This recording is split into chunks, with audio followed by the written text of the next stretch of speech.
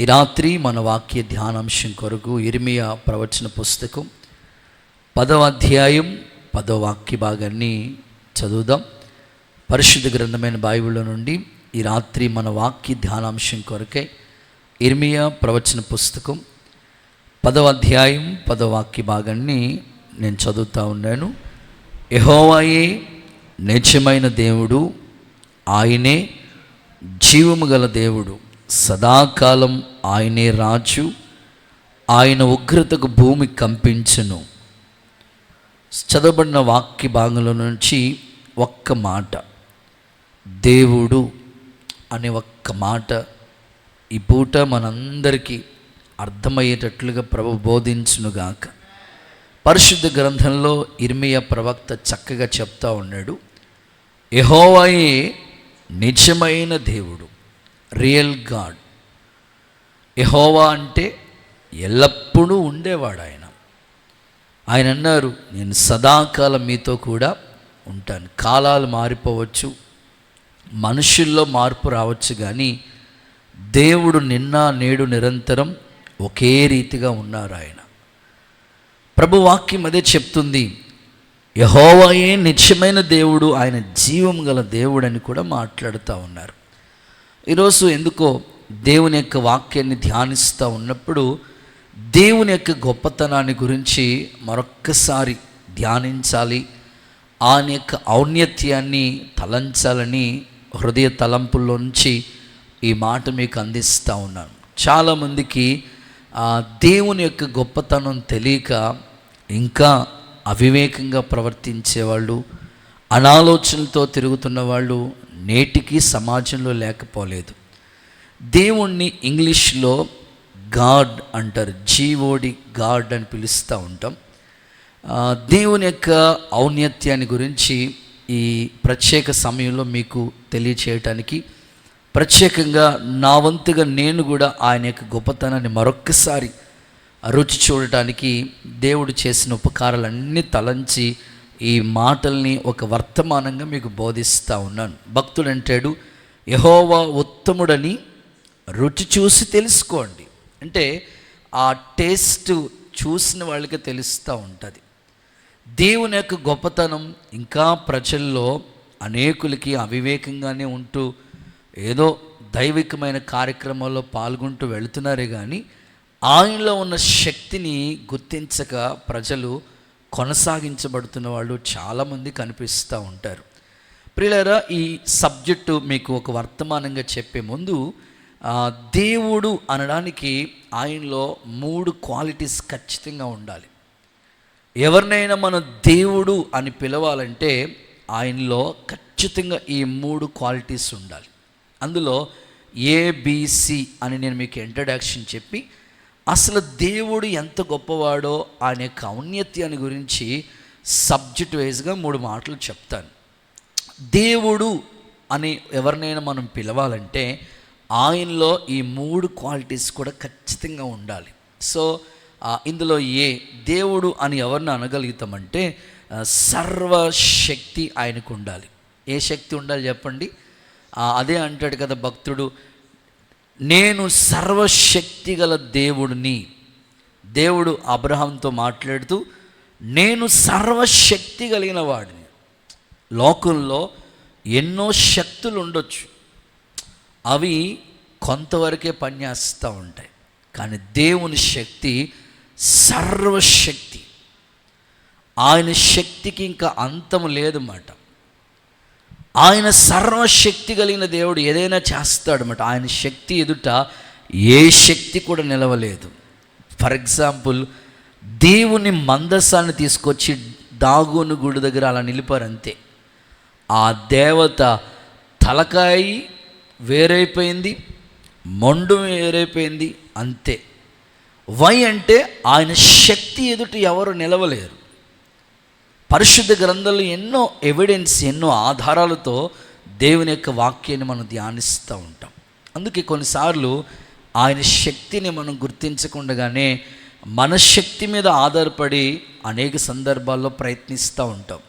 వాక్యం అంటుంది కదా, శక్తి చేత కాదు, బలముతో కాదు, ఇది నా ఆత్మ ద్వారా జరుగుతుంది. కొన్నిసార్లు మన శక్తితో ఎన్నో ప్రయత్నాలు చేస్తూ ఉంటాం, కానీ కొన్నిసార్లు మనకి అవి ఫెయిల్యూర్ అవ్వచ్చు. కానీ దేవుని శక్తి సర్వశక్తి కలిగినది కాబట్టి ఆయన శక్తి ఎదుట ఏ వ్యక్తి కూడా నిలవలేడు. నేను ఖచ్చితంగా ఎన్నో అనుభవాల్లో, ఎన్నో సందర్భాల్లో ఆయన శక్తిని రుచి చూశాను కనుకనే ఈ మాటలు మీతో చెప్తా ఉన్నాను. ఖచ్చితంగా ఆయన శక్తి చాలా గొప్పది. ఏ సమయంలోనే సరే ఆయన శక్తి కలిగిన కార్యాలు మన ఎడల కూడా దేవుడు చేస్తూ ఉంటాడు. అందుకని ఆయన దేవుడు అనే ఒక వ్యక్తిని మనం కొలవాలంటే ఖచ్చితంగా ఆయనలో శక్తి ఉండాలి. ఏదైనా ఆయన చేయటానికి శక్తి ఉండాలి. ప్రభు ఎన్నో అలాగ చేసిన సందర్భాలు బైబిల్లో కూడా మనకు కనిపిస్తాయి. ఓకే, దేవుడు అనే ఒక వ్యక్తిని మనం కొలవాలి అని అంటే ఆయన సర్వజ్ఞానం కలిగిన వాడై ఉండాలి. సర్వజ్ఞాని. హన్న అంటది కదా, యెహోవా అనంత అయిన జ్ఞానం కలిగిన వాడు. ఆయన జ్ఞానానికి ఎవరు మితి లేదు మాట. అంత జ్ఞానం కలిగిన వాడు. నిజంగా దేవునిలో ఎంత జ్ఞానం ఉందో, దేవుడు చేసే కార్యాలు ఎంత జ్ఞానంగా ఉంటాయో నిజంగా ఊహించలేని కార్యాలు మనం చూస్తూ ఉంటాం. నిజంగానే మనుషుల జ్ఞానానికి మించిన జ్ఞానం. మనకున్న జ్ఞానం ఏంటో తెలుసా? మిడిమిడి జ్ఞానం అండి. మనకున్న తెలివితేటలు ఏంటో తెలుసా? కొంచెం ఈ మట్టి బుర్ర. కానీ మనం ఏమనుకుంటామంటే నాకు అంతా తెలుసు అనుకుంటాం, కానీ మనకు తెలిసింది 1% కూడా లేదు. మిడిమిడి జ్ఞానం మన బుర్రలో ఉన్నది తక్కువ జ్ఞానం, కానీ దేవుడైతే అనంత జ్ఞానం కలిగిన వాడు. సో అందుకే దేవుణ్ణి హన్న పలుకుతుంటుంది, దేవుడు అనంత జ్ఞాని అంటది. సో ఖచ్చితంగా ఆయన జ్ఞానం మీద మనం ఎప్పుడు కూడా ఆధారపడుతూ ఉండాలి. సర్వాంతర్యామి. దేవుడు అంటే అంతా కూడా వ్యాపించి ఉంటాడు. ఇక్కడున్నాను అక్కడ లేను అంటానికి లేదు. కొంతమందికి తెలియక భక్తుడా నువ్వు అక్కడికే రావాలని ఇంకా ప్రజలు అంటూ ఉంటుంటే ఇంకా తెలియక ప్రజలు ఎంత అజ్ఞానంలో ఉన్నారనిపిస్తూ ఉంటుంది. మేము ఒకసారి మీటింగ్స్కి వెళ్తూ ఉంటుంటే కారులో డ్రైవర్ చెప్తా ఉన్నాడు, అన్న ఒకసారి అటు గ్లాస్ దించి చూడండి అన్నాడు. చూస్తే ఏకంగా చాలా దూరం నుంచి నడుచుకుంటూ వస్తూ ఉన్నారు వాళ్ళు. కాళ్ళకి చెప్పులు లేవు అస్సలు. మరి ఎన్ని రోజులు అవుతుందో వాళ్ళు ఏ బట్టలతో మొదలుపెట్టి ప్రయాణం సాగిస్తూ ఉన్నారు. ఎందుకంటే ఎక్కడో ఉన్నాడు రమ్మన్నారు అనేట్లుగా ప్రజలు వెళుతున్నారు. కానీ దేవుడు సర్వాంతర్యామి, అంతా వ్యాపించి ఉంటాడు ఆయన. సో అందుకనే యెహోవాయే జీవము గల దేవుడు, ఆయనే నిజమైన దేవుడని ఇక్కడ ఇర్మియా ప్రవక్త చెప్తా ఉన్నాడు. ఈ రాత్రి ప్రత్యేకంగా దేవుడు అనే ఈ యొక్క 3 అక్షరాల పదంలో ఇంగ్లీష్లో గాడ్ అని పిలుస్తాం కదా, జీఓడి గాడ్. సో ఈ 3 అక్షరాలకి నిర్వచనం, ఆయనలో ఉన్న గొప్పతనాన్ని గురించి ఎందుకో ఈ రాత్రి మీకు అందించాలని నా హృదయ అంతరంగంలో ఒక ప్రేరేపణతో ఈ మాటలు మీకు చెప్తా ఉన్నాను. దేవుణ్ణి ఇంగ్లీష్లో గాడ్ అని పిలుస్తూ ఉంటాం కదా. ఈ 3 అక్షరాలకి హెబ్రివేషన్, 3 అక్షరాలకి సరైన నిర్వచనంతో దేవుని యొక్క ఔన్నత్యాన్ని మీతో పంచుకోవడానికి నేను ఇష్టపడతా ఉన్నాను. ఓకే, ఒకసారి చేతులు పైకెత్తి హల్లెలూయా చెప్తారా? నాస్తికులు లేకపోతే నామకార్థమైన వ్యక్తుల్ని మనం చూస్తూ ఉంటుంటే వాళ్ళకి ఎవరు సహాయం చేస్తే వాళ్ళే దేవుడు అని పిలుస్తూ ఉంటారు. చూడండి, దేవుళ్ళ వచ్చాడని బాబు అని అంటారు. అంటే ఆ సమయానికి వాళ్ళు వచ్చారని కాదండి. దేవునికి మనుషులకి అస్సలు ఆ పోలికే లేదు, సందర్భం లేదు. అస్సలు దేవుని ఔన్నత్యం వేరు, మానవుని నైజం వేరు. దేవుని యొక్క గొప్పతనం ఏంటో ఈ 3 అక్షరాల్లోనే మనకు అర్థమవుతుంటుంది. ఓకేనా? మీరు ఇలా రాసుకోండి, GOD equal to God. So మొదటి మాట జీ అంటే హెబ్రివేషన్ ఏమిటంటే GIVER, గివర్, ఇచ్చేవాడు. చెప్పండి, దేవుడు అంటే ఎవరు చెప్పండి? ఇచ్చేవాడు. నిజంగా దేవుని యొక్క ఔన్నత్యాన్ని ఒకసారి చూస్తూ ఉంటే తండ్రి అయిన దేవుడు తన కుమారుడిని యేసుక్రీస్తు ప్రభుని మన కొరకు చెప్పండి ఏం చేశాడు? ఇచ్చేశాడు. అక్కడ పౌలు అంటాడు, సొంత కుమారుణ్ణి ఇవ్వటానికి వెనక్కి తీయని దేవుడు ఆయనతో పాటు మీకు సమస్తం ఎందుకు ఇవ్వడు? ఆయన మన కోసం ప్రాణమే ఇచ్చేశాడు కదా. అందుకే ఆ మాటకి సరైన నిర్వచనం మీకు చెప్తాను చూడండి. ప్రసంగి పుస్తకం 5వ అధ్యాయం 19వ వాక్య భాగాన్ని ఒకసారి చదవగా విందామా? ప్రసంగి పుస్తకం 5వ అధ్యాయం 19వ వాక్యం. మరియు దేవుడు ఒకనికి ధనము ధాన్యము సమృద్ధి ఇచ్చి దాని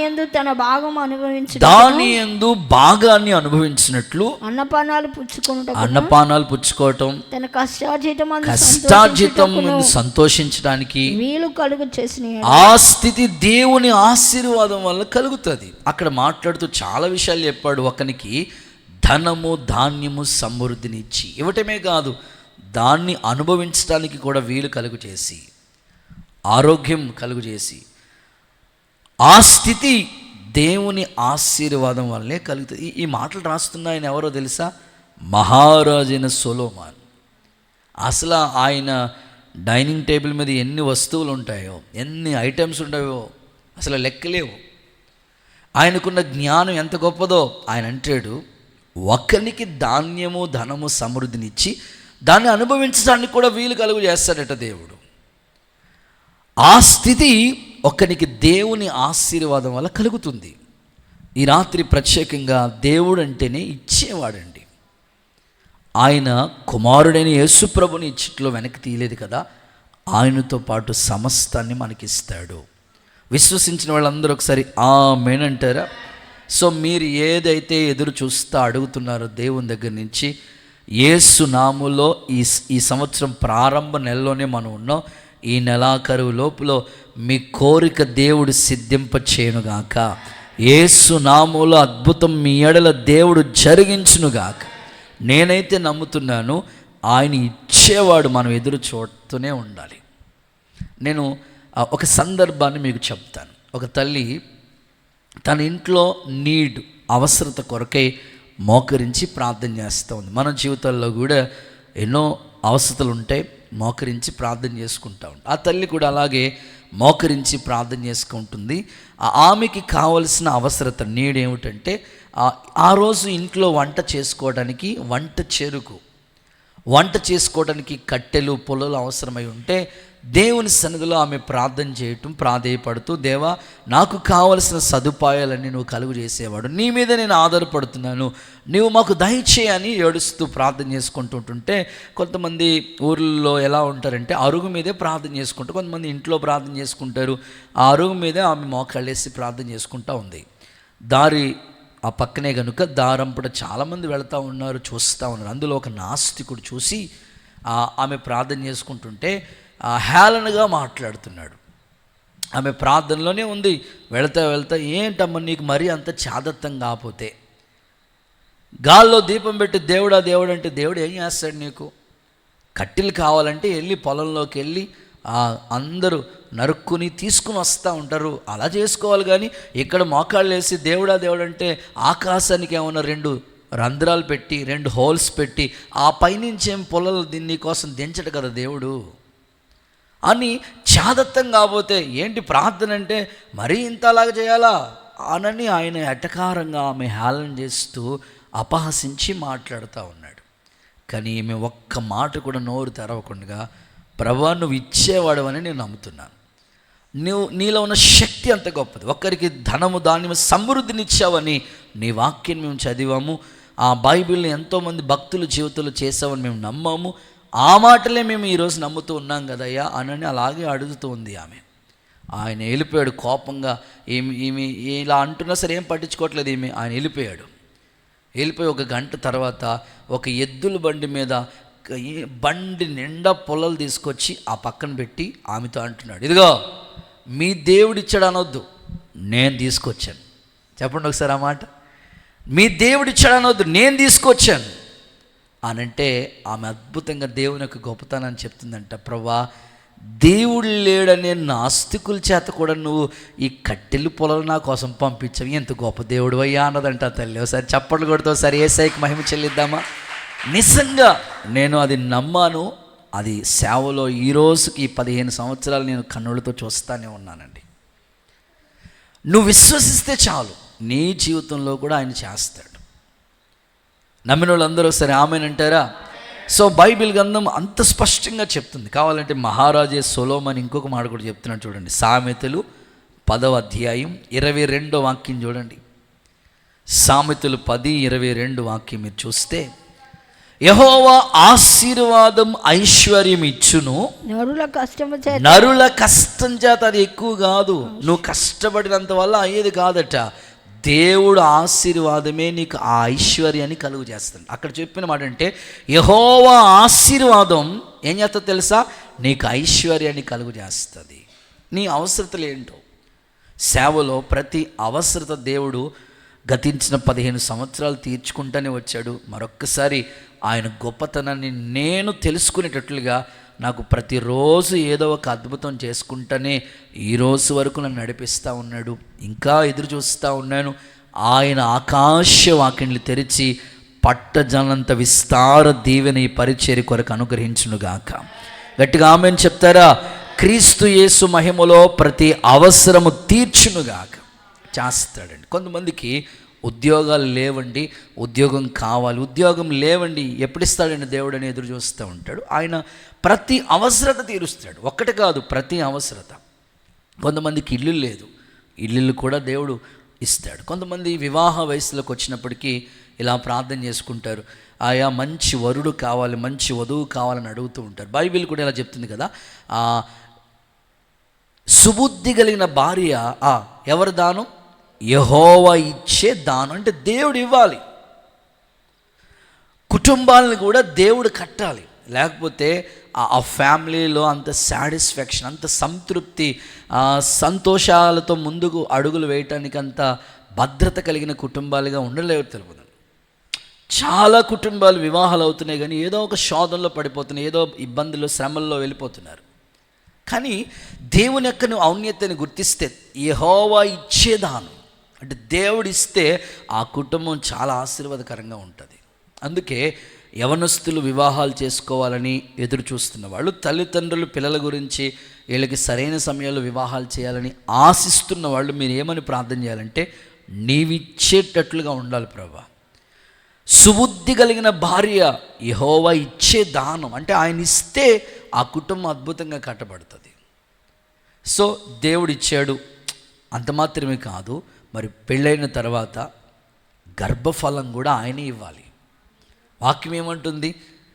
గర్భఫలము యెహోవా ఇచ్చే బహుమానం, ఆయన ఇవ్వాలి. సో మీకు ఇటు ధనమైన, అటు కుటుంబాలైనా, వివాహాలైనా, ఉద్యోగమైనా ఆయన ఇస్తే అద్భుతంగా ఉంటుంది. చూడండి, ఆమె దగ్గర ఉన్నది కొంచెమే, కొంచెం నూనె, కొంచెం పిండి, కొద్దిగానే.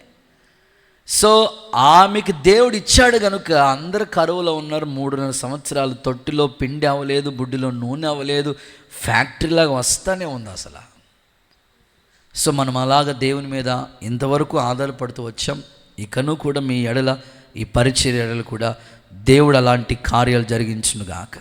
ప్రస్తుత కాలంలో ఈ మాటను మనం చదువుగా విందాం. 127వ కీర్తన 3వ వాక్య భాగాన్ని చదువుదామా? మనందరికీ కంఠస్థ వాక్యం కదా అది. 127:3 కుమారులు దేవుడు అనుగ్రహించు స్వాస్థ్యము, గర్భఫలము ఆయన ఇవ్వాలి, ఆయన ఇచ్చే బహుమానం. సో పిల్లల గురించి చాలామంది ఎదురు చూస్తూ ఉన్నారు. నూతన సంవత్సరంలో కూడా దేవుడు ఒక వాగ్దానం ఇచ్చాడు, నువ్వు ప్రార్థించాలి, నేను నీ ఎడల అద్భుతం చేస్తానన్నాడు. ఆయన ఇచ్చే బహుమానమే అది. రాహేలుకి తెలియక ఇలా అంటుంది కదా, పిల్లల్ని ఇస్తావా చస్తావా అని భర్తతో కోపపడతా ఉంది.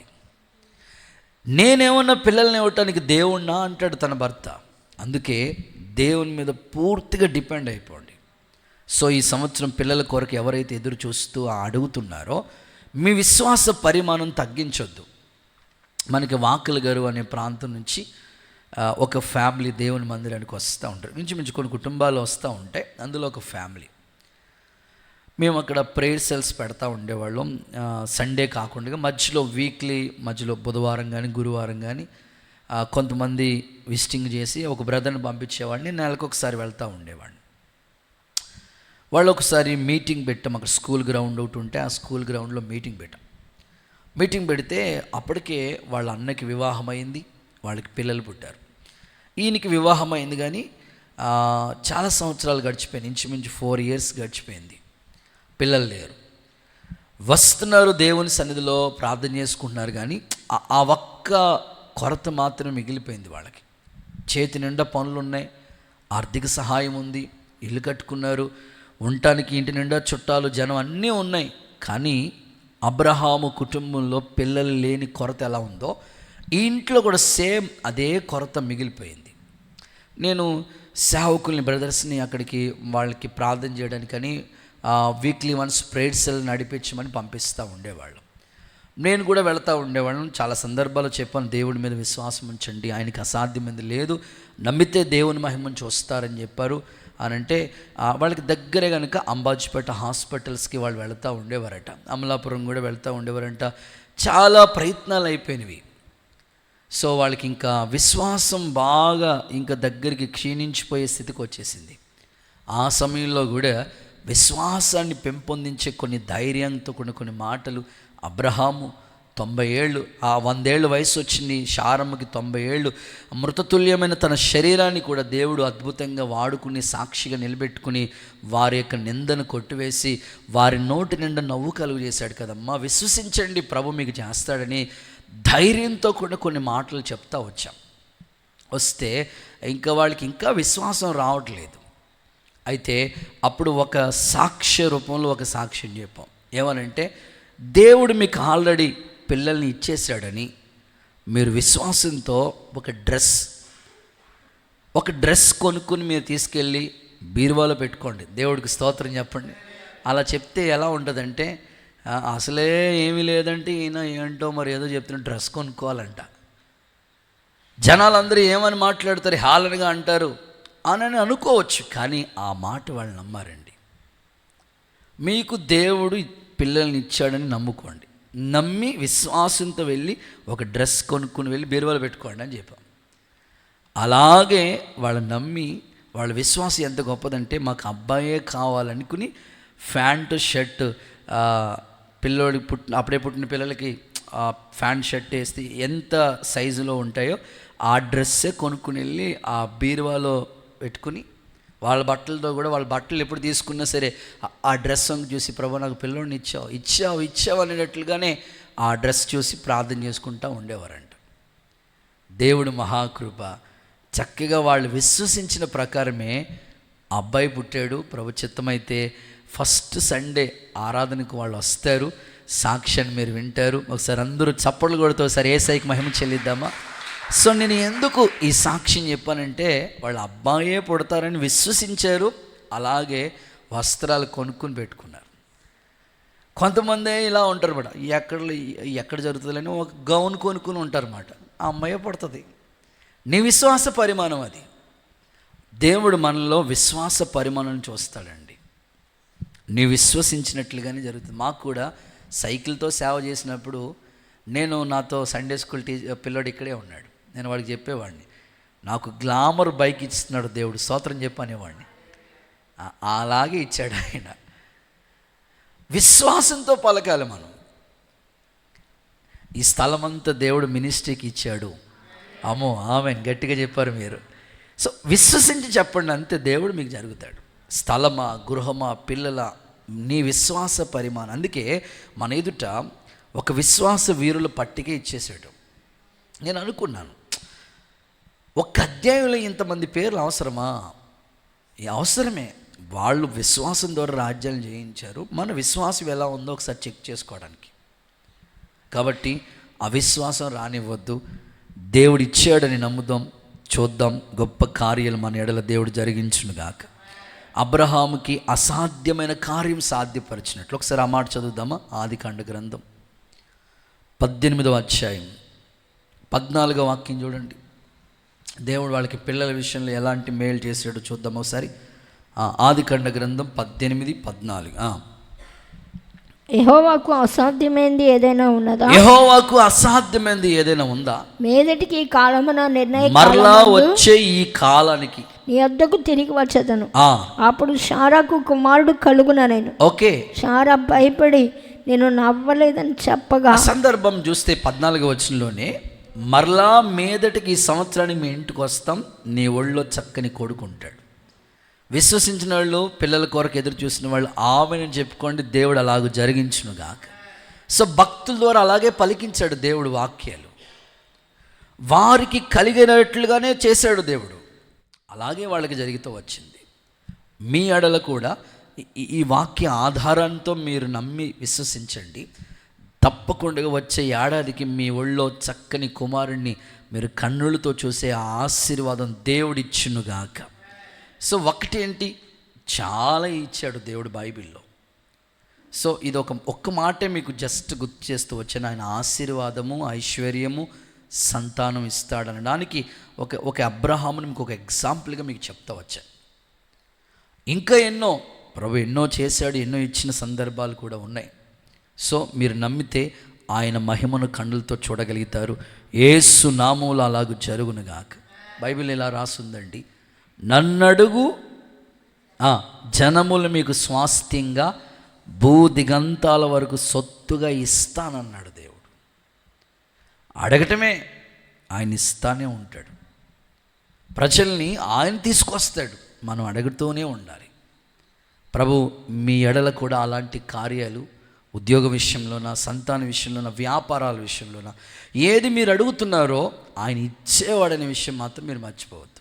ఇంకో మాటలో చెప్పాలంటే, ప్రస్తుతం ఇప్పుడు పెళ్లి సంబంధాల కొరకు చాలామంది వెయిట్ చేస్తూ ఉన్నారు. ఆయన ఇచ్చేటట్లుగానే మీరు ఎదురు చూడాలి.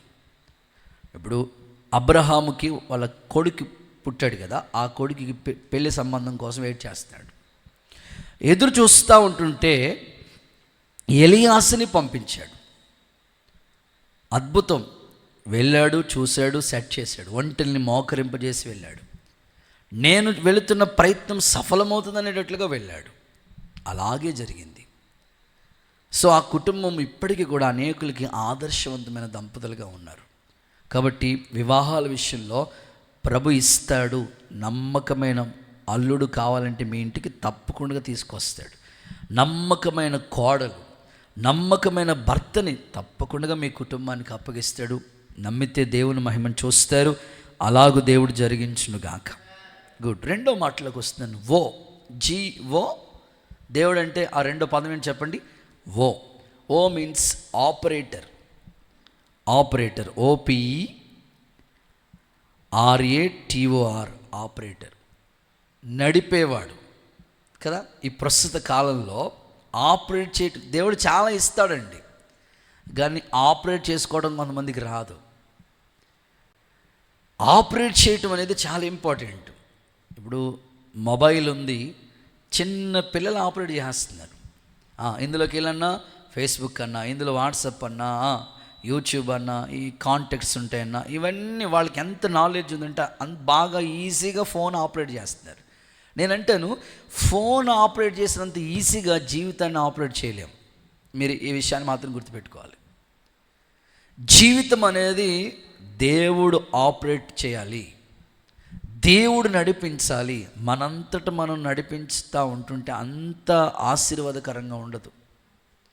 అందుకే దేవుని గొప్పతనమే ఆ పదంలో ఉంది, ఆపరేటర్. ఆయన నడిపించేవాడు. మీ జీవితంలో ఎప్పుడు ఎలాగ ఏం చేయాలో చక్కని గైడెన్స్ ఇచ్చి నడిపిస్తూ ఉంటాడు ఆయన.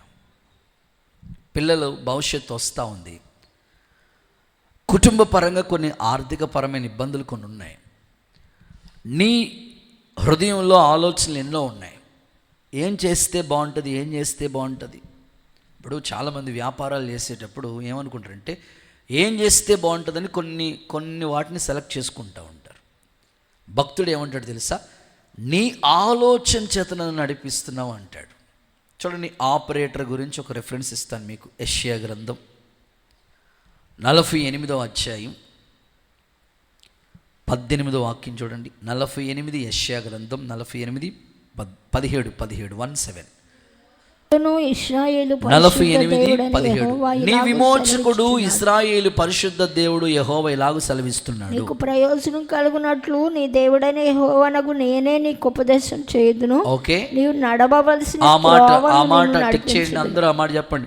నీవు నడవలసిన త్రోవలో ఆయన నిన్ను నడిపిస్తాడు.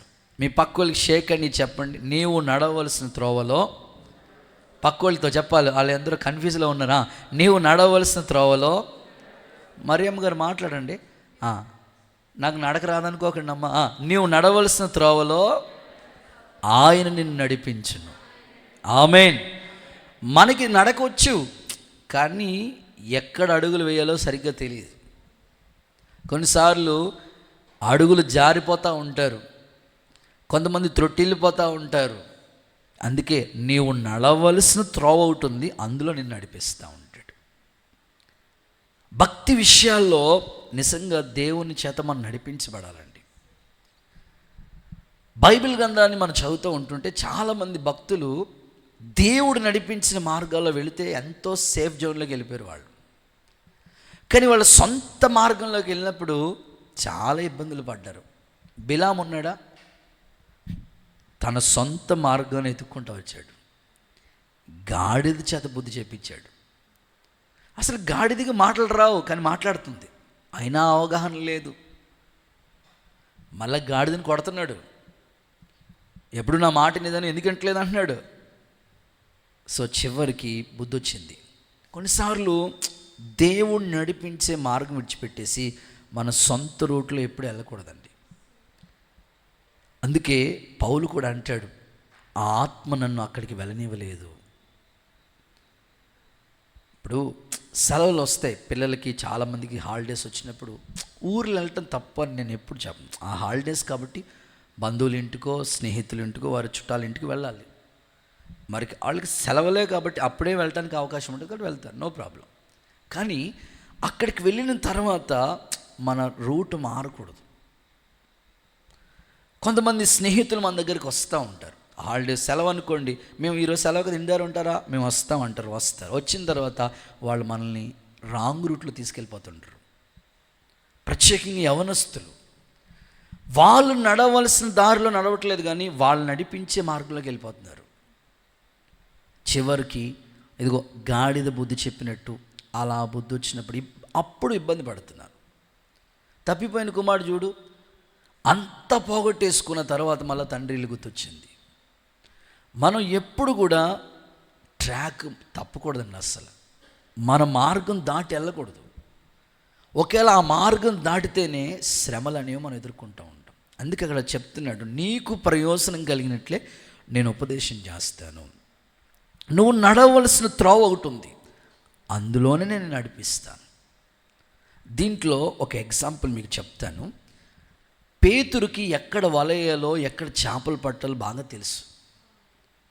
కానీ రాత్రంతయు శ్రమ పడినా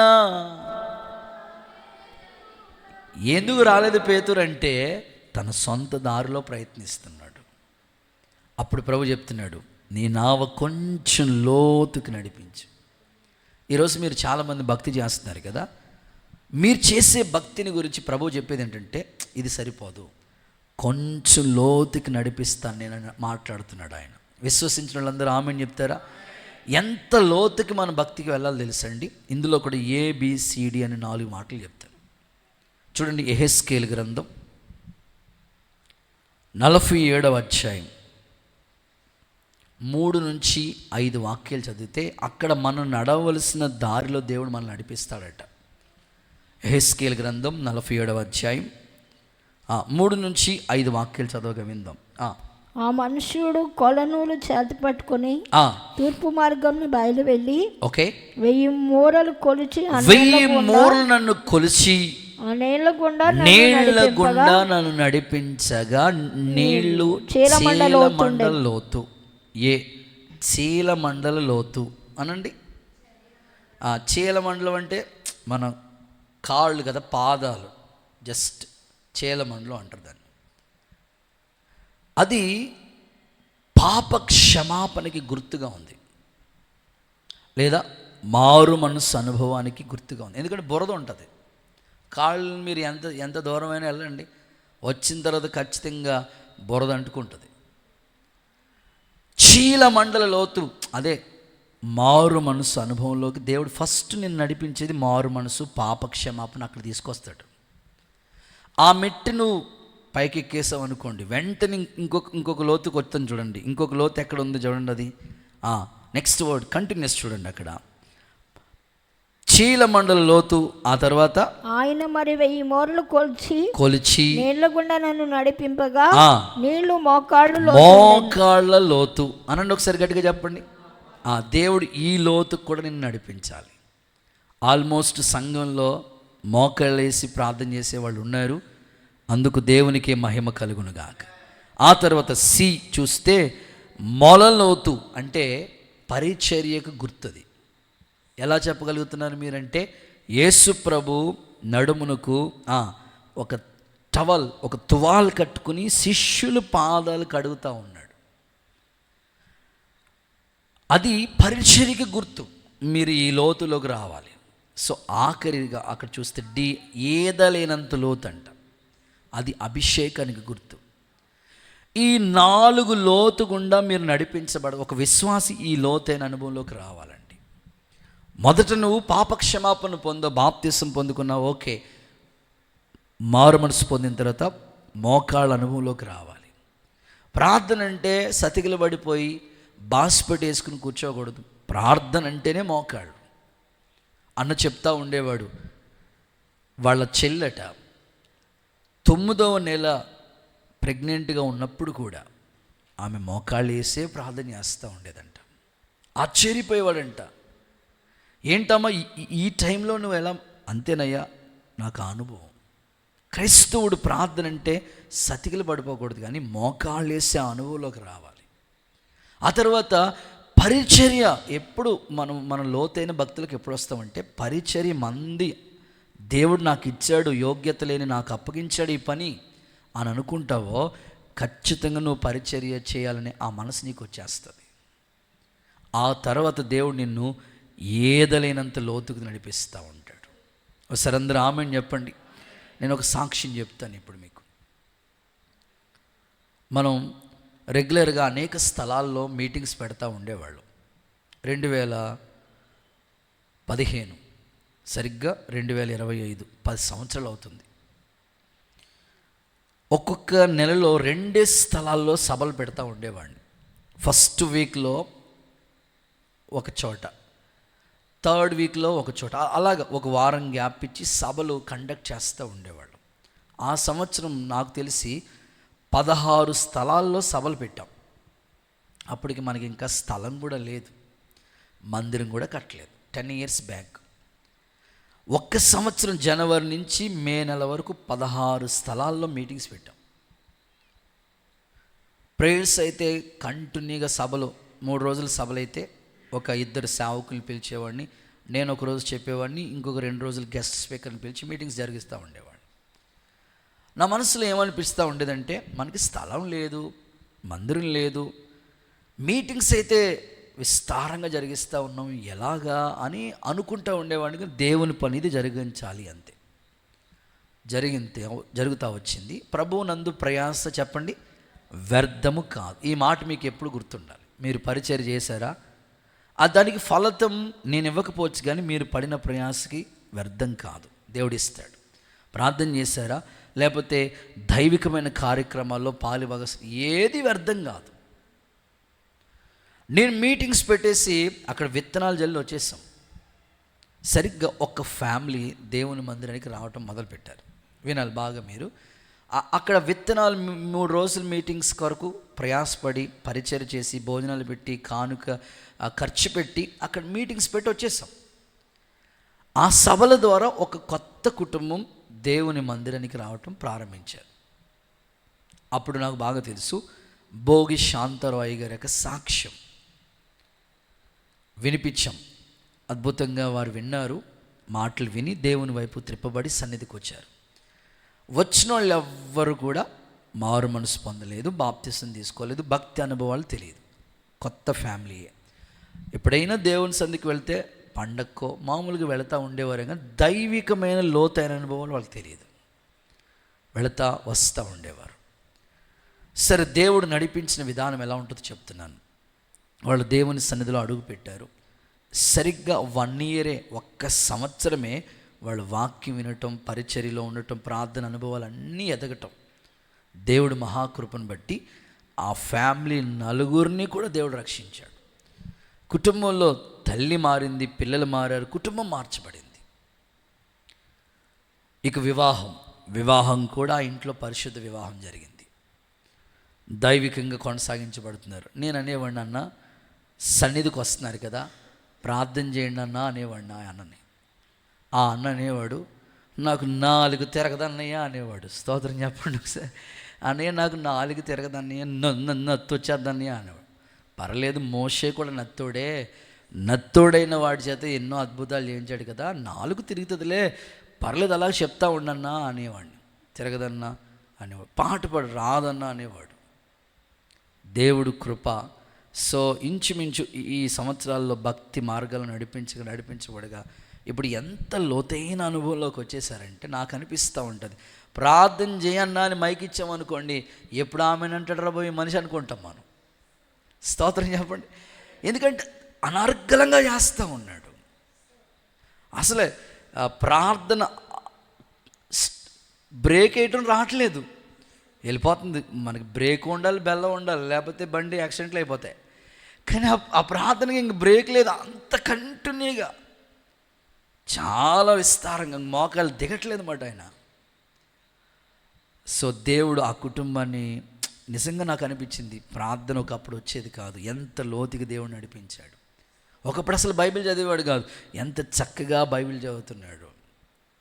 అసలు ఒకప్పుడు ఫ్యామిలీ మొత్తం సన్నిధికి వచ్చేది కాదు, చక్కగా నడిపించబడతా ఉన్నారు. దేవుడు ఎంత లోతుగా కుటుంబాన్ని తీసుకెళ్ళాడు. నేను ఆశిస్తాను మీ కుటుంబాలు కూడా ఒకవేళ చేసిన భక్తి చేసాం అయితే ఇంకా లోతుకి వెళ్ళలేదేమో. ఈ సంవత్సరం దేవుడు నీతో మాట్లాడుతున్నాడు. నేను ఎవరినో తెలుసా? ఆపరేటర్. నీ జీవితాన్ని నేను ట్యూన్ చేస్తాను. దేవుడు మనల్ని సరైన లోతులోకి తీసుకెళ్తాడు. కొంతమందికి పాటలు, ప్రార్థన, వాక్యం అంతే. లోతైన అనుభవంలోకి రావాలండి. మనం లోతైన అనుభవాలంటే కొన్ని సంపూర్ణతలోనికి రావాలి. ఒక్కొక్కటి లోతైన అనుభవంలోకి మనం వచ్చేస్తూ ఉండాలి. సమర్పణ అనేది చాలా గొప్పది. అది దేవుడిని అంతరంగంలో ఆ లోతైన అనుభవంలోకి తీసుకురావాలి. ప్రార్థన చేస్తూ ఉన్నారు, భక్తి చేస్తున్నారు, లోతైన అనుభవాలు, అలంకరణ, సమర్పణ, అది నీ లోపల రావాలి. లోతైన అనుభవంలోకి దేవుడిని తీసుకెళ్తాడు. సో దైవజనులుగా మేము చెప్పుకుంటూ వెళుతూ ఉంటాం, కానీ నీ అంతరంగంలో ఆయన ట్యూన్ చేస్తాడు. నాకు బాగా చాలా ఆశ్చర్యపోతూ ఉంటాను, ఎలాగ వీళ్ళకి ఇంత సమర్పణ ఎలా వచ్చేసిందంటే దేవుడు ట్యూన్ చేస్తాడండి. మనం చెప్తాం కానీ వాళ్ళు వినరు. ఒక టైం వస్తుంది, ఆయన ట్యూన్ చేస్తే చాలా ఆత్మీయంగా నడిపించబడతా ఉంటారు అన్నమాట వాళ్ళు. ఈ సంవత్సరం నేను అలా ప్రార్థన చేస్తున్నాను, ప్రభువా విశ్వాసాలను ఇచ్చావు, వాళ్ళ కుటుంబాలను రక్షించావు, వాళ్ళకి ప్రార్థన నేర్పించావు, సంఘ సహవాసం విలువ వాళ్ళకి అర్థమైంది, పరిచర్య ఉన్నారు, లోతుకు వెళ్ళాలి, సంపూర్ణతలోకి వచ్చేసేయాలి. అలాంటి భక్తిని చేయగలగాలి ప్రభువా అని నేను అడుగుతూ ఉన్నాను దేవుణ్ణి. ఖచ్చితంగా ఆయన ఆపరేట్ చేస్తాడు. సంఘాన్ని దేవుడు సర్వసత్యంలోకి నడిపించునుగాక. దేవుడు లోతైన అనుభవం గుండా మన సంఘ బిడ్డలందరూ సరిచేయబడుదురుగాక. గుడ్. చివరి మాట, ఆఖరి మాట చెప్పి మీకోసమే ప్రార్థన చేస్తాను. చివరిది డి కదా, గాడ్ అనే అక్షరంలో 3 అక్షరం ఏం చెప్పండి? జీ. ఒకసారి చెప్తారా? మొదటి పదం జీ అంటే గివర్, ఇచ్చేవాడు. ఓ అంటే ఆపరేటర్, నిన్ను నడిపిస్తూ ఉంటాడు, లోతైన అనుభవాల్లోకి తీసుకెళ్తాడు. సో డి అంటే డిఓఈఆర్, డ్యూయర్, చేసేవాడు, చేసే దేవుడు ఆయన. చదువుదాం. దీనికి బైబిల్లోంచి ఒక రిఫరెన్స్ మీకు ఇస్తాను. యోబు గ్రంథం 42వ అధ్యాయం 2వ వాక్య భాగం. యోబు గ్రంథం 42:2. క్రియలు చేయగలవనియు. యోబు 42:2. నీవు సమస్త క్రియలు చేయగలవనియు, నీవు ఉద్దేశించినది ఏది నిష్ఫలం కాదని నేను ఇప్పుడే తెలుసుకుంటాను. ఎప్పుడు తెలుసుకున్నావు యోబు? 42వ అధ్యాయం వచ్చినప్పటికి అర్థమైందన్నమాట ఆయనకి. ఒకసారి అందరూ ఆమేన్ చెప్తారా? మనకి కూడా దేవుడి కార్యాలు కొన్నిసార్లు అర్థమవుదు. ఇప్పుడు తెలుసుకున్నానని మీ గురించి అంటుంటారు కొంతమంది కదా, అలా దేవుడి గురించి నేను అంటున్నాడు, ఇప్పుడే నేను తెలుసుకున్నానయ్యా. ముందంతా ఏంటి యోబుకి? శ్రమలే కదా. ముందంతా ఏంటి? అంత ప్రతికూలమైన పరిస్థితులే కదా. లాస్ట్లోకి వచ్చినప్పుడు అంటున్నాడు, నువ్వు సమస్త క్రియలు చేయగలవని నేను ఇప్పుడే తెలుసుకున్నాను. నీ ఉద్దేశాలు ఎప్పుడు నిష్ఫలం కావు. అక్కడ అంటాడు సమస్త క్రియలు చేయగలవు. ఆయన చేసే దేవుడు అంతే. మీ పక్కోళ్ళకి విశ్వాసంతో చేయించి షేకండి, చెప్పండి, దేవుడు నీ జీవితంలో నూతన క్రియలు చేయబోతున్నాడు. చప్పట్లు కొడుతుండగానే యేసయ్యకు ఒకసారి మహిమ చెల్లిస్తారా? నూతన కార్యాలు చేస్తాడు ఆయన. ఆ విశ్వాసం మనకు ఉండాలండి. సమస్తము చేయగలవాడు అని నేను ఇప్పుడే తెలుసుకున్నాను అంటున్నాడు ఆయన. ఒకప్పుడు ఆయనకి శోధన ఎదురైంది, సువర్ణంగా మారాడు. మన జీవితాల్లో కూడా ఏదైనా ఒక చిన్న శోధన వచ్చిందంటే ఒకటే గుర్తుపెట్టుకోవాలి, దేవుడు నన్ను రూపుదిద్దుతున్నాడు, సువర్ణంగా మారుస్తున్నాడు అంతే. అందుకోసమే ఈ శోధన దేవుడు అనుమతి ఇచ్చాడు అనుకోవాలి. కానీ శోధించబడిన మీదట సువర్ణంగా మారుతాం అంతే. అంతేగాని ఈ మాటను మీరు శోధనలు వస్తున్నాయి, అమ్మో దేవుణ్ణి నమ్ముకుని ఇంకెక్కువ కష్టాలు ఎక్కువైపోతున్నాయి, కొత్త సంవత్సరం వచ్చిందే కానీ ఏంటండి బాబు ఈ కష్టాలు ఏంటని అనుకోకండి. ఆ శోధన ఎందుకో తెలుసా? నీకు సమస్త క్రియలు ఆయన చేయాలనుకుంటున్నాడు. ఒకసారి అందరూ ఆమేనండి విశ్వాసంతో చెప్పండి. ఖచ్చితంగా చేస్తాడు ఆయన. ఇది చేసి అది చేయలేదంటానికి ఏమీ లేదు. సమస్తం అన్నమాట. అందుకే సమస్తంలోని A to Z అంతే, సమస్తం జరుగుతుంది అంతే. సాక్ష్యం చెప్తావు నువ్వు మరలా. ఆమేనండి ఒకసారి. ఒక దైవజనుడిగా నా ప్రార్థన అదే, దేవుడు సమస్తం చేస్తాడు అని. చేస్తాడు, చేశాడు, చేస్తాడు కూడా. అవిశ్వాసంతో కాదు, విశ్వాసంతోనే మనం పలుకుతాం ఈ మాట. సమస్తము చేస్తాడు. కొన్నిసార్లు సేవా పరిచయం చూసి మేము అనుకుంటూ ఉంటాం, ఎలా జరుగుతుంది ఇది, ఎలా జరిగిస్తాడు దేవుడు అని అనుకుంటాం. కానీ ఆ సమయానికి సమస్త మేలులు సమకూడి జరిగిపోతూ ఉంటాయి. ఒక వాక్యం చదువుదాం ఒకసారి. రోమాపత్రికలో ఈ మాట ఉంది కదా, మీకు ఇది కంఠస్థ వాక్యం అనుకుంటా, 8:28. చూడకుండా చెప్పండి. దేవుణ్ణి ప్రేమించే వారికి అనగా ఆయన సంకల్పం చెప్పున పిలువబడిన వారికి మేలు కలుగుటకై సమస్తము సమకూడి జరుగుతాయి. ఎవరికంట? ఒకసారి చెప్పండి, ఎవరికంట? దేవుణ్ణి ప్రేమించే వాళ్ళకి, అనగా ఆయన సంకల్పం చెప్పున పిలువబడిన వాళ్ళకి సమస్తము మేలు కలుగుటకై సమకూడి జరిగి. 8:28 నాన్న, రోమా 8:28లో ఈ మాట ఉంది. సమస్తము జరిగించుకుంటాడంట ఆయన. ఆయన్ని ప్రేమించితే చాలు, మిగతాదంతా ఆయన చూసుకుంటాడు అంతే. కానీ మనం చేయవలసింది ఏంటంటే దేవుణ్ణి ప్రేమించడం పక్కన పెడతాం. ఏంటి ఇంకా జరగట్లేదేంటి, ప్రమోషన్ రాలేదేంటి, ట్రాన్స్ఫర్ జరగలేదేంటి, ఇల్లు కట్టలేదేంటి, కూతురు పెళ్ళి అవ్వలేదేంటి, అనుకున్నది జరగలేదంటే అని ఈ ప్రశ్నలు ఎక్కువగా ఉంటాయి మనందరికీ కూడా. అందుకే ఈ మాట దేవుడు చెప్తున్నాడు, నీకు నువ్వు దేవుణ్ణి ప్రేమిస్తూ ఉండు, నీ ఎడల ఆయన సంకల్పించింది ఏది నిరర్ధకం కాదు, సమస్తము సమకూడిపోతాయి. అలాగూ ప్రభు నీ ఎడల జరిగించునుగాక. మొన్నే నేను భక్త సింగ్ అయ్య గారి గురించి మామూలుగా మేము వెళుతున్న మార్గాల్లో ఒక ఆయన పరిచయం అయితే ఆయన చెప్తూ ఉన్నారు అన్నమాట. భక్త సింగ్ అయ్య గారి గురించి ఆయన సాక్ష్యాన్ని పంచుకుంటున్నారు.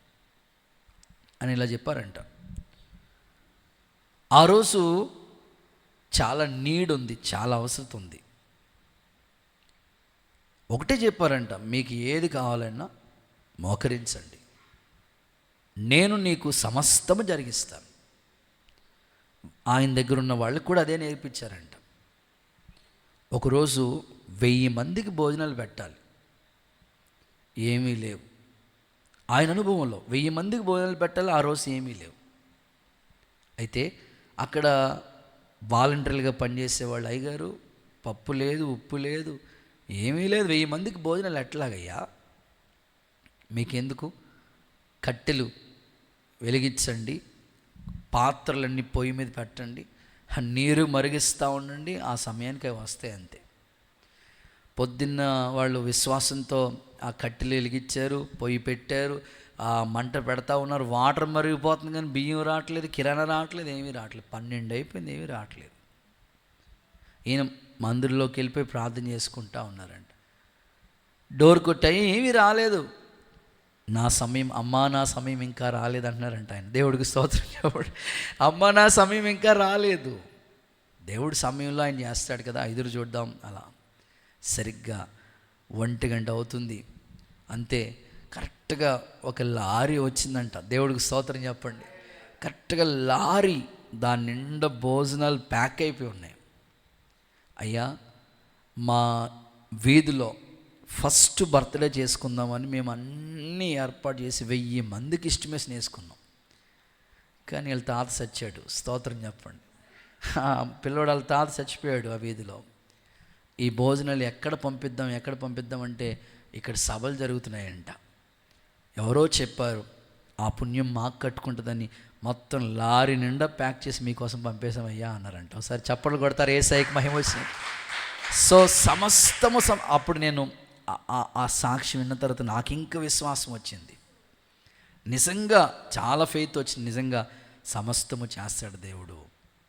నిజమే కదా. ఒక వాగ్దానం చదివిస్తాను చూడండి. యెషయా గ్రంథంలో ఉంది 44:24. యెషయా గ్రంథం 44:24. గర్భం నుండి నిన్ను నిర్మించిన నీ విమోచకుడు యెహోవా ఇలాగూ సెలవిస్తున్నాడు. యెహోవానగు నేనే సమస్తమును జరిగించు. నిన్ను నిర్మించిన వాడు నాకు యెహోవానగు నేనే. యెషయా 44:24. నిన్ను నిర్మించిన యెహోవానగు నేనే సమస్తము జరిగించేవాడును. అందరూ ఆమేనంటారు. సమస్తాన్ని జరిగిస్తాడు ఆయన. కాబట్టి ఇది నా విశ్వాస పరిమాణంతో నేను మాట్లాడుతూ ఉన్నాను. మీ నీడ్ కోసం మీరు మీ విశ్వాస పరిమాణంతో దేవుని దగ్గర మాట్లాడండి, ఒప్పుకోండి. నువ్వు సమస్త క్రియలు చేస్తానన్నో, నన్ను నిర్మించావు కదా, నువ్వే చేయండి. గత సంవత్సరంలో చాలా సంఘంలో చేశాడు ప్రభు. పెళ్ళిళ్ళ విషయంలో చాలా చేశాడు దేవుడు. ఇళ్ళుల విషయంలో, గర్భఫలాల విషయంలో, ఆరోగ్యాల విషయంలో ఎన్నో చేసుకుంటూ వచ్చాడు. ఉద్యోగాల విషయాల్లో చేసుకుంటూ వచ్చాడు. ఈ సంవత్సరం ప్రారంభంలో ఉన్నాం కాబట్టి ఖచ్చితంగా చేస్తాడని నమ్ముదాం, విశ్వసిద్దాం. అలాంటి కార్యాల కోసమే, ఆయన అద్భుతాల కొరకు మనం ఎదురు చూద్దాం. ప్రభు ఈ మాటలు మీ గుండెల్లో స్థిరపరచునుగాక. ఒక సాక్ష్యం మీకు చెప్తానండి. దేవుడు తగిన సమయంలో చేస్తాడండి. ఆ మాట అంటారు ఒకసారి, తగిన సమయం అనండి. రైట్ టైం ఒకటి ఉంటుంది. మనం చాలా టెన్షన్ పడిపోతాం, కానీ ఒక టైం ఉంటుంది అన్నమాట ఆయనకి. ప్రస్తుతం ఇప్పుడు చాలామంది పిల్లల పరిస్థితి ఏంటంటే, బాగా చదువుకున్నారు, బీటెక్ చేశారు, అన్ని విధాలుగా ఇటు పాలిటెక్నికల్ చదువుకున్న పిల్లలు చాలా ఉద్యోగాల కోసం వాళ్ళు ఇప్పుడు చాలా వెయిటింగ్లో ఉన్నారు. నేను చాలా కుటుంబాలకి విజిట్ చేయడానికి వెళ్తూ ఉన్నాను. ఇంకా 1% కూడా అవ్వలేదు విజిటింగ్. స్టార్ట్ అయింది, ఈ వారం మొదలుపెట్టాను, చేసుకుంటా వెళ్తూ ఉన్నాం. చాలామంది చెప్పే మాట, అయ్యగారు చదువు అయిపోయింది, ఉద్యోగం, ప్రజెంట్ ఏదో ఒకటి ఖాళీ ఉండకుండా ఏదో చేసుకోవాలి, మాకు కావాలి. నా మనసులోనికి అవన్నీ ప్రార్థనలో, ఉదయకాలం ప్రార్థనలో జ్ఞాపకం చేసుకుంటూ, సాయంకాల ప్రార్థన, ప్రభు మా పిల్లలు కుటుంబాలు, విశ్వాసుల కుటుంబాల్లో ఎడ్యుకేషన్ విషయంలో వాళ్ళు ఎంతో కృషి చేస్తూ వచ్చారు. చదువు అశ్రద్ధ చేయకుండా చదివారు, అంతా కంప్లీట్.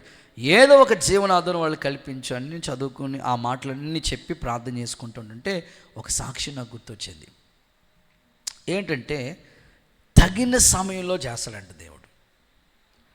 ఒక టైం ఉంటుంది, ఆ సమయం ఆసన్నమైతే ఇంకా ఆయన మొదలు పెడుతుంటాడు. అది ఎలాగంటే, ఒక తమ్ముడు జీవితంలో ప్రభావం చేశాడు. వాళ్ళకి పేరెంట్స్ లేరు, వాళ్ళ పెద్దనాన్నగారు దగ్గర ఉంటారు. తల్లిదండ్రులు చిన్నప్పుడే కోల్పోయారు. ఈ పాప వాళ్ళ అన్నయ్య, అంటే వాళ్ళ చెల్లి, ఈ అన్నయ్య ఇద్దరే వాళ్ళ పెద్దనాన్నగారు ఇంటి దగ్గర ఒక పోర్షన్ ఉంటే అందులోకి ఇచ్చారు, అక్కడ మీరు ఉండండి అని చెప్పారు. వీళ్ళు కష్టపడితే కానీ, వాళ్ళ పెద్దనాన్నంటే ఉండటానికి ఇచ్చారు కానీ ఏమీ చూడమాట. అయితే ఈ పిల్లోడు చెప్పాడంట, మరి చెల్లి నేనేదైనా చేస్తే కానీ ఇంట్లో అవకాశం లేదు, మనం పోషించబట్టమే కష్టంగా ఉంది. పెద్దనాన్నోళ్ళు అంటే మనల్ని ఎంత చూస్తారు, ఒకేలా ఉండటానికి ఇస్తారు, ఏదో ఒకరోజు ఆకలిస్తే అన్నం పెడతాను, కానీ రోజు వాళ్ళ మీద బేస్ అవుతుంటుంటే ఇబ్బంది పడతా ఉంటారు. రేపు పొద్దున్న అనరాని మాటలు అంటారు, మేము మిమ్మల్ని చూసాం, మేము చేసాం, రకరకాలుగా అంటారు. ఎందుకులే, వద్దు, మన కష్టం మీద మనం ఎదురు చూడాలని ఆ పిల్లోడు సాహసించి ధైర్యం చేసి ఏదో విధంగా చదువుకున్నాడు. చిన్నగా ట్యూషన్ చెప్పుకుంటా ఉండేవాడు, పిల్లలకి పాఠాలు చెప్పి ట్యూషన్ డబ్బులు దాచుకుంటా ఇంట్లో కావాల్సింది తెచ్చుకునేవాడు. ఏదో ఒక చిన్నగా ప్రైవేట్ దాంట్లో ఏదో చూద్దామని పార్ట్ టైం ఏదో చేసుకుంటా ఉండేవాడు. అలా రోజులు గడిచిపోతున్నాయి, కానీ ఒక పర్మనెంట్ జాబ్ అంటే ఏమీ లేదు, అవకాశమే లేదు అసలు. కానీ ఎదురు చూసుకుంటా ప్రయత్నిస్తూ ఉన్నాడు. ఒక చిన్న ఉద్యోగం కోసం అప్లై చేశాడు, అది వచ్చింది, హైదరాబాద్లో ఉద్యోగం వచ్చింది. సరే చెల్లికి చెప్పాడు, చెల్లి నేను వెళ్ళిపోతున్నాను, హైదరాబాదు ఉద్యోగం వచ్చింది, ఎదురు చూడగా ఒక చిన్న జాబ్ వచ్చింది, వెళ్ళిపోతాను, ఇక్కడ జాయిన్ అవుతాను, నువ్వు జాగ్రత్తగా పెద్దమ్మోళ్ళ దగ్గర ఉండు, అన్నీ చూసుకుంటా, నేను నెల వచ్చిన వెంటనే శాలరీ పంపిస్తాను, కాబట్టి ఇంట్లోకి కిరాణా కూరగాయలు అన్నీ తీసుకొచ్చి అన్నీ చేసుకో అని అన్నీ చెప్పేశాడు. వెళ్ళటానికి కూడా ఛార్జీలు లేవు. మొత్తం మీద వెతికి పెట్లన్నీ తీసి ఆ టంకు పెట్టులో దాచినన్నీ తెచ్చి మొత్తం మీద టికెట్ కూడా బుక్ చేసుకున్నాడు. వెళ్ళిపోదామని వాళ్ళ ఇంటికాడ నుంచి బస్ స్టాండ్ దగ్గరికి వెళ్తున్నాడు. వెళుతూ ఉంటుండగానే యాక్సిడెంట్ అయింది, పిల్లోడికి కాలు దెబ్బ తగిలింది, ప్రయాణం క్యాన్సిల్ అయిపోయింది. ఎలా ఉంటుంది చెప్పండి పరిస్థితి? రాక ఎదురు చూద్దాం రా బాబు, ఉద్యోగం లేదని బాధతో వెతుకుతూ ఉంటుంటే ఒకటి వచ్చింది. సరే దాంట్లో జాయిన్ అవుదాం అన్నప్పటికీ కాలు యాక్సిడెంట్ అయ్యి కాలుకి గాయమై ఇంటికి వచ్చి కూర్చున్నాడు. చూడాలి, వాళ్ళ చెల్లి ఏడుస్తూ ఉంది, ఓ పక్కన ఈ పిల్లోడు ఏడుస్తూ ఉన్నాడు. దేవుడు నాకు అన్యాయం చేశాడా?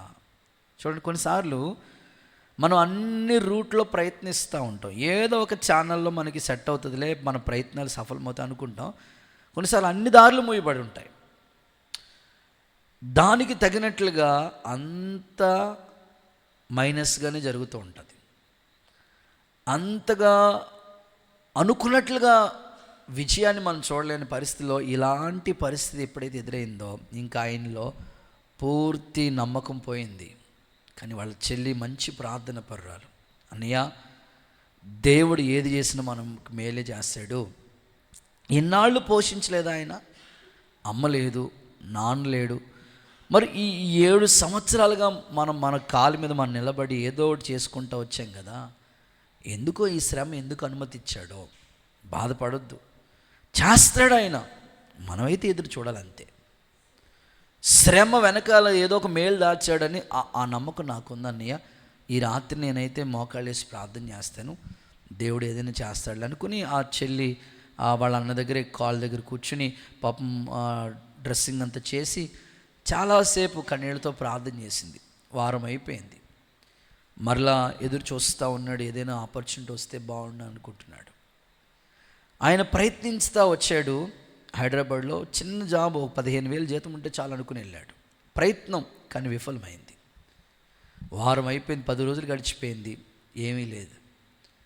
దేవుడు మహాకృప, ఆ చెల్లి కన్నీటి ప్రార్థన, వాళ్ళ ఊరిలోనే, ఎక్కడికి వేరే ప్రాంతానికి ఎక్కడికైనా వాళ్ళ ఊరిలోనే మహా ఉంటే 2 కిలోమీటర్లు వాళ్ళ ఇంటికి ఆ ఆఫీస్కి దూరం, వాళ్ళ ఊరిలోనే ఆ పిల్లోడికి ఇంచుమించు 30,000 జీతంతో ఆ యొక్క జాబ్ ఒకటి వచ్చింది. ఒకసారి చప్పట్లు కొడతారు, యేసయ్యకి మహిమ వచ్చినట్లుగా.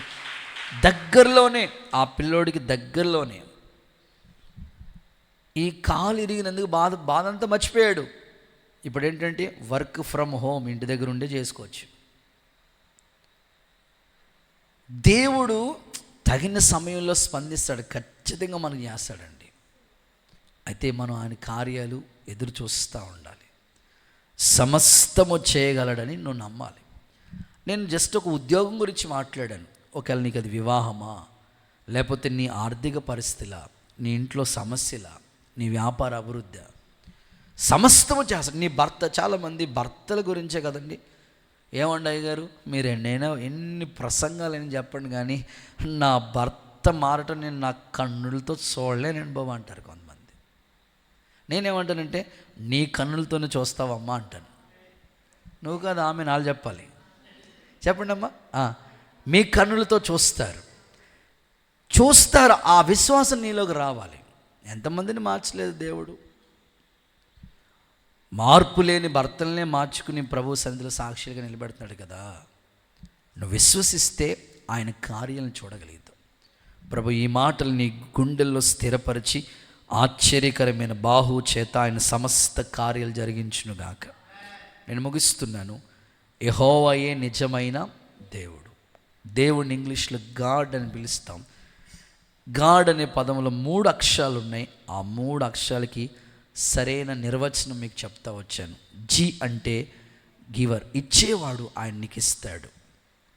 2, నిన్ను ఆపరేట్ చేస్తాడు, నిన్ను నడిపిస్తాడు ఆయన. 3వది ఏంటంటే చేస్తాడు ఆయన నీ జీవితంలో. అలాగ నమ్మకం ఉంచండి. ఈ ఉపవాస ప్రార్థనలో పాల్గొన్న మీ ఎడల దేవుని కార్యాలు కన్నులతో చూసుదుముగాక. అందరూ మోకరించండి. చిన్న ప్రార్థన చేసుకుని ఈ మాటల యొక్క సారాంశాన్ని విశ్వసిస్తూ, ప్రభువా నా కొరకు అవసరమైన మాటలని నేను భావిస్తూ ఉన్నాను. ఈరోజు నిజంగానే నీ వాక్యం నా కొరకే వచ్చిందని నేను నమ్ముతున్నాను అయ్యా. నువ్వు సమస్తము చేసే దేవుడు అని మరొక్కసారి నాకు అర్థమైంది. నన్ను నీవు నడిపించే దేవుడు అని నాకు అర్థమైంది నాయన. నా భక్తి ఇంకా లోతైన అనుభవంలోకి నడిపించబడాలయ్యా. నా ప్రార్థన జీవితం, నా పరిచర్య అయ్యా, నా మారు మనసు అనుభవాలు, పరిశుద్ధాత్మ నింపుదల ఇంకా లోతుగా నడిపించబడటానికి సహాయం చేయండి. నన్ను ట్యూన్ చేయండి ప్రభు, ఆపరేట్ చేయండి నాయన. సరైన మార్గంలో నన్ను నడిపించిన, లోతైన అనుభవంలోకి నడిపించిన ఆయన. ప్రార్థన చేద్దామా, అడుగుదామా దేవుణ్ణి. ఆయన సమస్తము చేసేవాడు. అయ్యా మీరు చేయకపోతే మేమేమి చేయలేం ప్రభు అని పూర్తిగా ఆయన మీద ఆధారపడండి. హల్లెలూయా. కొన్నిసార్లు మనం నమ్మిన వాళ్ళందరూ నేనున్నాను కదా, నీకు చేస్తాను కదా అనొచ్చు, కానీ వాళ్ళు చేయకపోవచ్చు. దేవుడు నువ్వు నమ్మావు కనుక ఆయన నీకు సమస్తము చేస్తాడు. హల్లెలూయా. ప్రార్థన చేద్దామా, అందరు నోరు తెరిచి అడుగుదామా. ప్రభువా ఈ రాత్రి దైవజనుడి నోట మీరు పలికించిన మాటల కొరకు స్తోత్రం. ఇది మా కోసమే. నువ్వు ఇచ్చే దేవుడు అని, నువ్వు నడిపే దేవుడు అని, నువ్వు చేసే దేవుడు అని మాకు అర్థమైంది నాయన. నీ గొప్పతనం మరొక్కసారి మేము చవి చూడడానికి సహాయం చేయండి అని విశ్వాసంతో ప్రార్థన చేసుకోండి. స్తోత్రం అని చెప్పండి అందరు. హల్లెలూయా.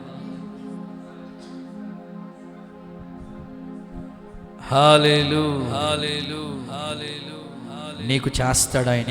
నీకు చేయకపోతే ఎవరికి చేస్తాడు ఆయన? ప్రార్థన చేసుకో. నా భర్త మారాలయ్యా, నేను నా కన్నులతో చూడాలి ప్రభువా అని ప్రార్థన చేయండి. హల్లెలూయా, హల్లెలూయా, హల్లెలూయా.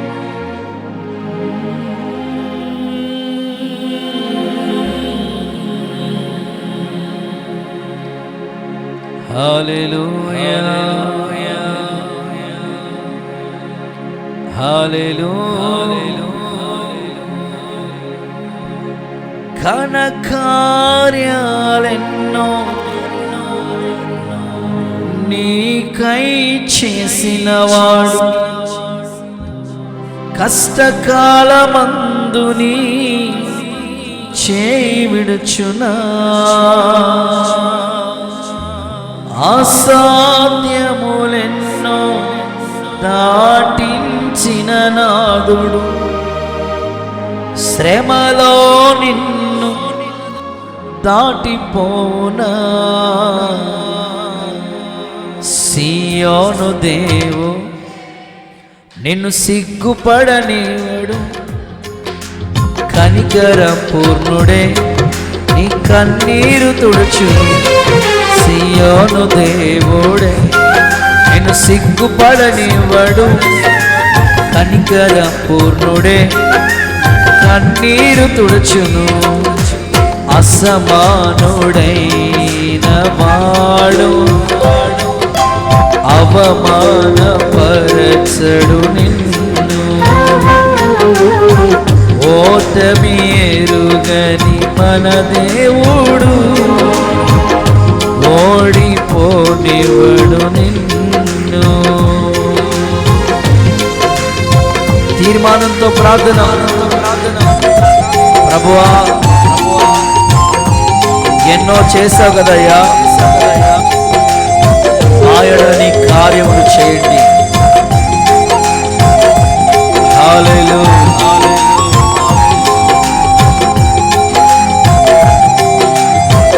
నేను నిన్ను నడిపిస్తాను, నేను చేస్తాను, నేను ఇస్తాను అని దేవుడు మాట్లాడుతూ వచ్చాడు.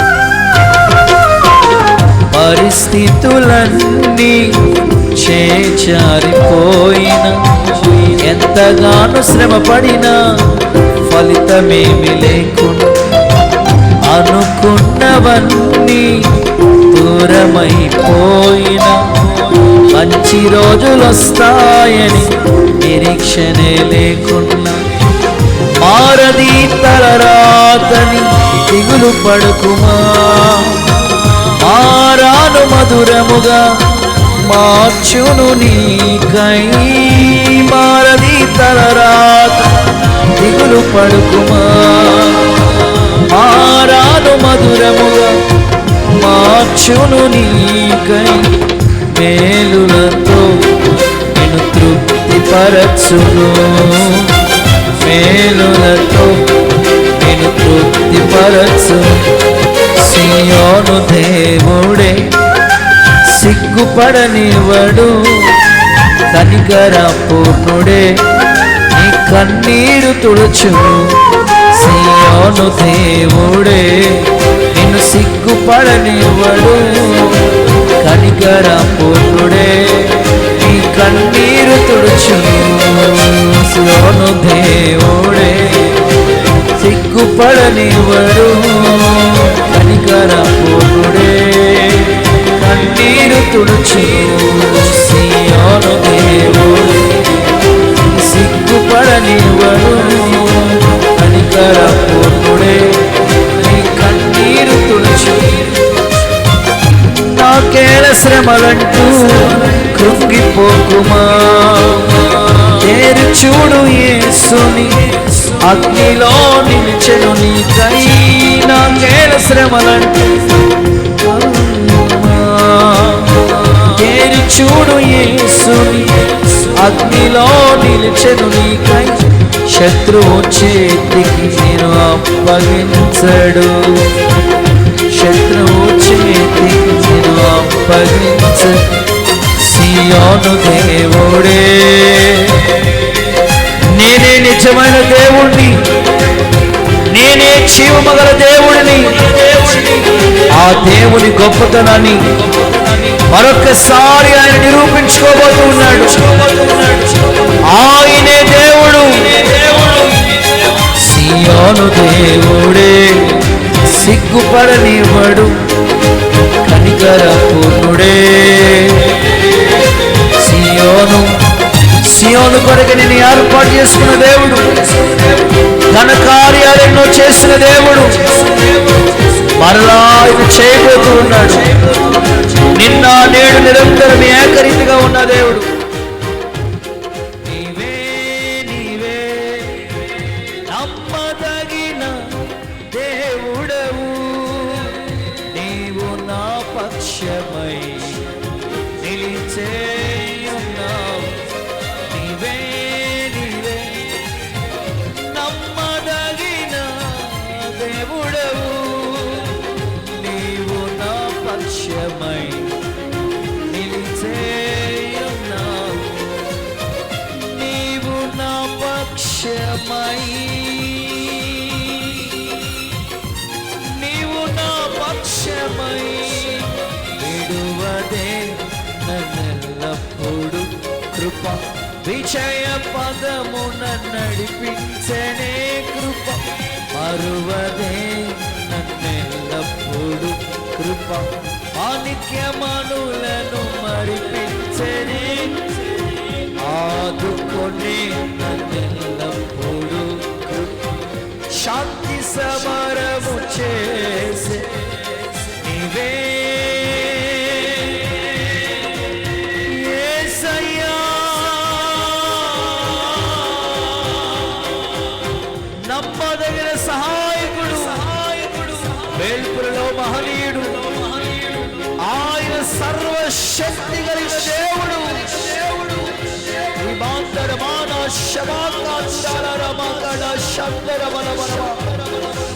కృపతో నింపయ్యా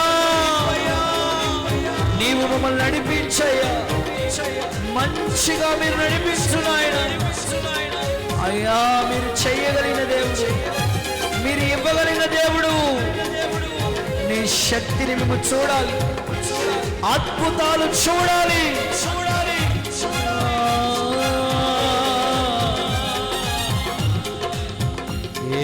యేసయ్యా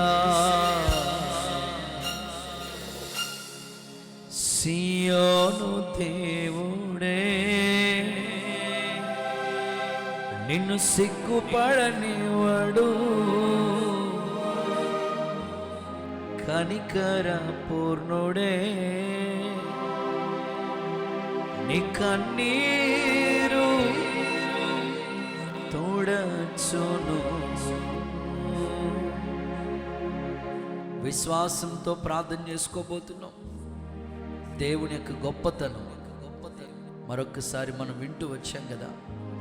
నీ ఎడల ఏ కార్యాలు జరగాలో అవి చెప్పుకో ప్రార్థనలో. ప్రభా నా పిల్లల భవిష్యత్తు, నా భర్త మార్పు, నా ఇంట్లో ఆర్థిక పరిస్థితులు అన్నీ ఇచ్చే దేవుడు ఆయన. నిన్ను నడిపించేవాడు, సరైన సహవాసంలో నడిపిస్తున్నాడు ఆయన. నీ జీవితంలో సమస్తము కూడా చేస్తాడు ఆయన.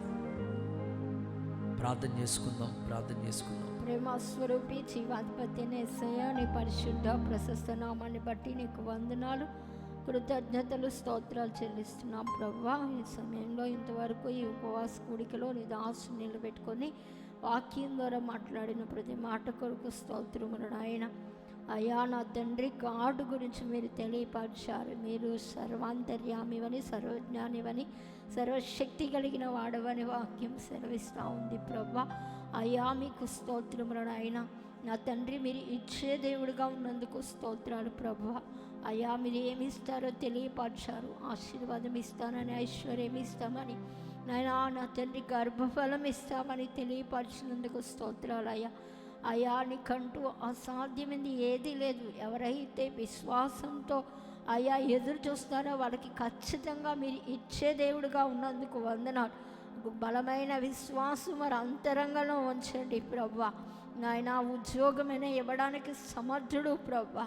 అయ్యా ఆశీర్వాదాన్ని ఇవ్వడానికి మీరు మాత్రమే అయ్యా ఇచ్చేవాడు ప్రభువా.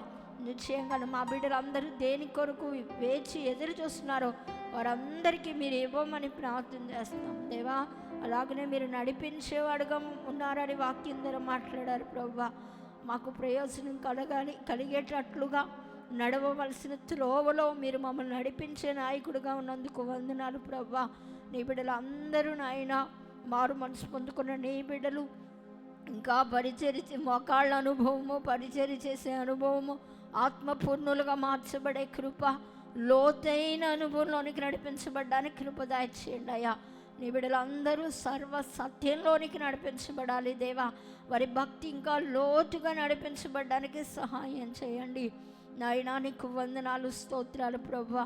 అయ్యా నాయనా నీకు వందనాలు. ఏ మార్గాన నడిపించబడాలో మా బిడ్డల నాయన వారి చేతులు పట్టుకుని మీరు నడిపించండి అయ్యా. బిలాము నడిచిన మార్గంలో వెళ్లకుండా సరి అయిన త్రోవలోనే మా బిడ్డలు నడిపించబడి ప్రభువా కృప పొందుకున్నట్లు చేయండి తండ్రి. మీకు స్తోత్రం. అలాగునే మీరు నాయన నా తండ్రి చేసేవాడుగా ఉన్నందుకు వందనాలు ప్రభువా. మీరు సమస్త క్రియలు చేయగలవాడు ప్రభువా. నీ కార్యానికి అసాధ్యమైంది ఏమీ లేవు నాయన. సమస్తము కూడా నువ్వు చేయగలవు. నీ బిడ్డలు మీ వేటి కోసం ఎదురు చూస్తున్నారు ఆ కార్యాలన్నీ వారి జీవితాల్లో చేయమని ప్రార్థన చేస్తున్నామయ్యా. నాయన, నిన్ను ప్రేమించే వారికి సమస్త మేలులు కూడా సమకూడి జరిగిస్తానని తెలియపరిచారయ్యా. మీకు స్తోత్రాలు నాయన. యేసు నామములో సమస్తమును సమకూడి జరిగించండి అయ్యా. విత్తబడిన వాక్కులు నీ బిడ్డలందరి హృదయాలలో ఫలభరితంగా మార్చండి. వాక్యమును నీ బిడ్డలు హత్తుకొని అలాగున వెంబడించాలి. వాక్యానుసారంగా నీ బిడ్డలు జీవించాలి. నాయనా, నా తండ్రి, మీరు సర్వశక్తి కలిగిన దేవుడని ఈ రాత్రి విశ్వసించి తిరిగి వెళ్ళడానికి కృపను అనుగ్రహించు నాయన. అతి తొందరలో నూతన కార్యాలు ప్రతి బిడ్డ జీవితంలో జరిగించండి నాయన. ఈ రాత్రి అంతా క్షేమం ఇవ్వండి. వేకునే లేచి నిన్ను స్తుతించాలి. ఉదయకాలపు ఆరాధన కొరకు మమ్మల్ని అందరినీ సిద్ధపరచమని యేసు నామాన్ని బట్టి ప్రార్థించి వేడుకొంచున్నాం తండ్రి. ఆమేన్. ఆమేన్. మన ప్రభు అయిన యేసు క్రీస్తు కృప, తండ్రిని దేవుని ప్రేమ, పరిశుద్ధాత్మని అన్యోన్య సహవాసం సన్నిధి సదాకాలం మనకి తోడై కాపాడి నడిపించునుగాక. ఆమేన్.